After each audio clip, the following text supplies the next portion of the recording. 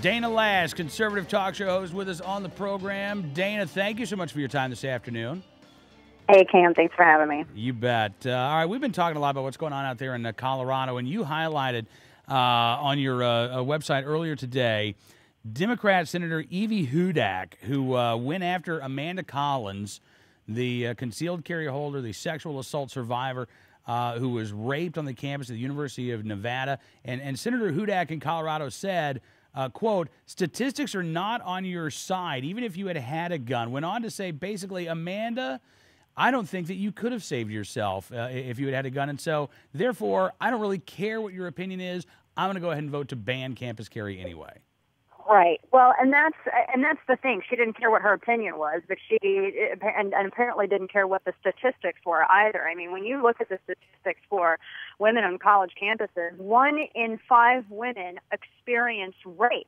They report rape on a college campus, and this is an epidemic. And here we're talking about making it illegal for women to, disenfranchise them of the civil right of self-defense, and that's what this is. This is the true war on women, Cam. Is this move to render them completely defenseless? And I like to make the point about Amanda Collins.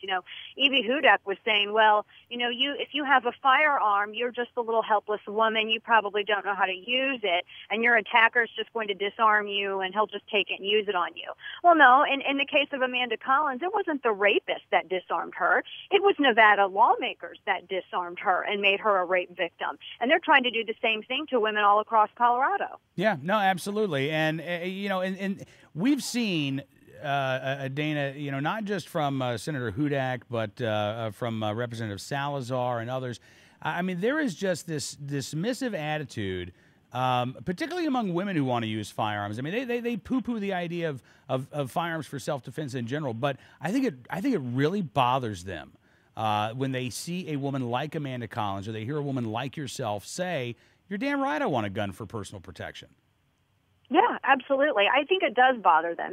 Having actual empowered women has always bothered progressives, and especially so with the Second Amendment. I don't know if this is something that harkens back to their patriarchal fantasies of the 1940s and the 1950s. I'm not quite sure what it is, but this is a problem with this party. This is a problem with this ideology. They talk about empowering women through sexuality and birth control, but when it comes to the true empowerment of a woman, giving the woman the freedom to exercise her civil right, her Second Amendment, they're completely against that. And not having birth control has never killed a woman, but not having a firearm because of laws has killed a lot of women. Absolutely right. Dana, are you hearing from women when you talk about this? I mean, what are they saying? Are they concerned about attempts to go after their rights in Missouri? I am. I'm hearing from a lot of women. I'm hearing from a lot of independent women as well. Missouri's a weird state because even the liberals here, once you start talking about their Second Amendment, I was joking yesterday, all of my family in southern Missouri, they voted Democrat. But as soon as the president started his assault weapons ban rhetoric, it's like 1994 all over again. You're having this conservative revolution. And so my family, they've been talking up a storm about this, Cam, on Facebook. Where all caps lock, posting images, anti-Obama images, all of this, because they're upset that, these are their rights being infringed upon. But the women especially, I've been hearing from a lot of women who've been on the fence politically. They voted Democrat before, they voted Republican a couple of times, they identify themselves as either moderate, maybe a little liberal, and they're horrified at all of this because the statistics speak for themselves. And these statistics, I'm citing FBI uniform crime reports from 2010. Mm-hmm. I'm citing CDC crime stats. Or stats in terms of death and homicide and so on and so forth.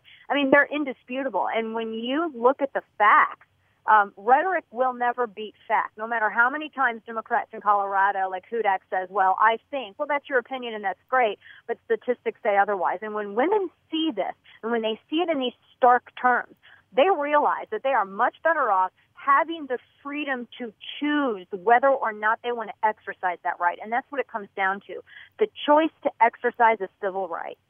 There you go. Dana, as always, glad you could join us on the program. Hope we can talk again soon. Absolutely. Thanks for having me, Cam. I appreciate what you do. Well, thank you. We really appreciate you as well. Dana Lash joining us here on Cam and Company.